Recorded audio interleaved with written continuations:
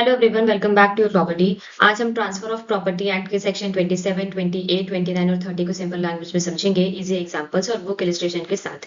ये सेक्शन जो है ये अल्टीरियर ट्रांसफर यानी कि सेकंड ट्रांसफर और कंडीशनल ट्रांसफर के एडवांस रूल बताते हैं। सबसे पहले एक टर्म समझ लो कि प्रायर डिस्पोजिशन का मतलब है कि जो प्रॉपर्टी पहले पर्सन को दी गई है, एंड अल्टीरियर डिस्पोजिशन का मतलब है कि जो प्रॉपर्टी बाद में किसी दूसरे पर्सन को मिलनी है अगर पहली ट्रांसफर जो है वो फेल हो जाए। ठीक है, तो चलिए अब इन सेक्शंस को समझना शुरू करते हैं।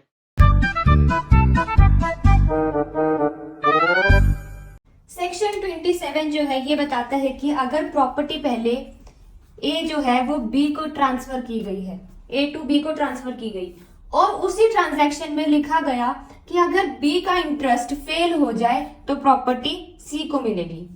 तो बी का इंटरेस्ट फेल होते ही सी का इंटरेस्ट ऑटोमेटिकली इफेक्टिव हो जाएगा, चाहे बी का इंटरेस्ट ट्रांसफर के सोचने से अलग रीजन से ही क्यों ना फेल हुआ हो। लेकिन एक इंपॉर्टेंट एक्सेप्शन है कि अगर ट्रांसफर डॉक्यूमेंट से क्लियरली पता चलता है कि सी को प्रॉपर्टी सिर्फ एक पर्टिकुलर रीजन से ही मिलेगी, तो फिर अगर बी का इंटरेस्ट किसी और रीजन से फेल हुआ तो सी को प्रॉपर्टी नहीं मिलेगी। अब एक इलस्ट्रेशन के साथ समझते हैं। जैसे कि जो ए है उसने 500 रुपए ट्रांसफर करे बी को। कंडीशन है कि बी को ए की डेथ के 3 महीने के अंदर एक लीज एग्जीक्यूट करनी होगी। अगर बी ऐसा नहीं करता है तो जो 500 रुपए हैं वो सी को ट्रांसफर हो जाएंगे, सी को मिलेंगे यानी कि। लेकिन बी जो है, बी तो ए के लाइफ टाइम में ही मर गया तो क्या होगा, बी का ट्रांसफर फेल हो गया, इसलिए प्रॉपर्टी सी को मिल जाएगी, चाहे फेलियर एक्सपेक्टेड रीजन यानी कि लीज एग्जीक्यूट ना करना, चाहे जो फेलियर है वो एक्सपेक्टेड रीजन से ही नहीं हुआ है। ठीक है, अब एक और इलस्ट्रेशन के साथ समझते हैं। इलस्ट्रेशन बी जो है ये बताती है कि ए प्रॉपर्टी अपनी वाइफ को ट्रांसफर करता है और लिखता है कि अगर मेरी वाइफ मेरे लाइफ टाइम में मर गई तो प्रॉपर्टी बी को मिलेगी।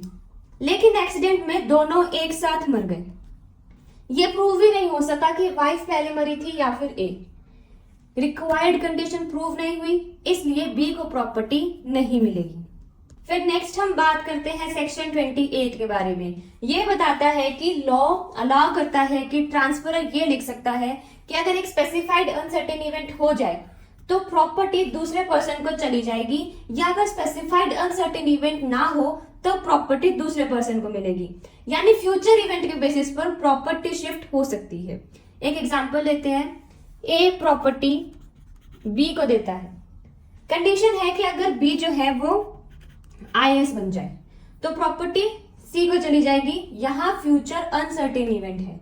एक और एग्जांपल लेते हैं कि ए प्रॉपर्टी बी को देता है, कंडीशन है कि अगर बी कभी फॉरेन परमानेंटली सेटल ना हो तो प्रॉपर्टी सी को मिलेगी। ये भी सेक्शन 28 के अंडर वैलिड हो सकता है अगर बाकी लीगल रूल्स फॉलो होते हो। इंपॉर्टेंट पॉइंट क्या है, सेक्शन 28 के ट्रांसफर्स को भी सेक्शन 10, 12, 21, 22, 23, 24, 25 और 27 के रूल्स फॉलो करने होंगे। अगर उन रूल्स का वायलेशन हुआ तो अल्टीरियर ट्रांसफर वैलिड नहीं होगा।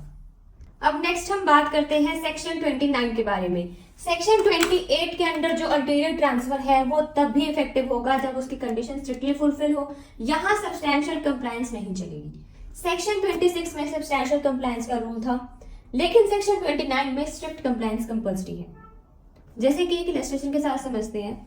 ए जो है वो 500 रुपए बी को ट्रांसफर करता है। कंडीशन है कि बी को पैसा मिलेगा मेजर होने पर या फिर मैरिज पर, लेकिन अगर बी जो है वो माइनर होते हुए मर गया या सी की कंसेंट के बिना उसने मैरिज कर ली तो वो जो 500 रुपए थे वो डी को मिलेंगे।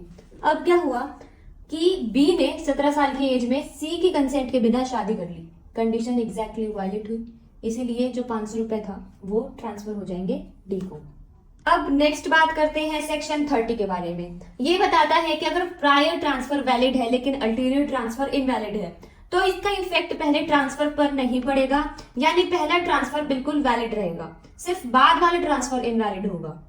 एक इलस्ट्रेशन के साथ समझते हैं। ए जो है वो बी को फार्म लाइफ के लिए ट्रांसफर करता है और लिखता है कि अगर बी अपने हस्बैंड को छोड़ दे तो ये प्रॉपर्टी बी को मिल जाएगी, अगर वो ऐसा नहीं करती है तो ये प्रॉपर्टी सी को मिलेगी। ये कंडीशन इमोरल है, इसलिए सी वाला ट्रांसफर इनवैलिड है, लेकिन बी का लाइफ इंटरेस्ट वैलिड रहेगा, जैसे कंडीशन लिखी ही नहीं गई थी। ठीक है, if you found this video useful, do not forget to like, share and subscribe your property for more such legal content. Thank you.